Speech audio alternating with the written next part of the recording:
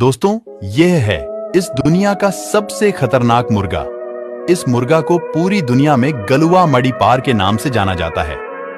दोस्तों, इस मुर्गा ने बहुत से रिकॉर्ड बनाए हैं। यह मुर्गा आज तक कोई भी गेम कभी हारा नहीं है। यह मुर्गा किसी मुर्गे को 5 से 10 मिनट तक गेम खेलने नहीं देता था और इस मुर्गा से गेम खेलने के लिए लोग 100 बार सोचते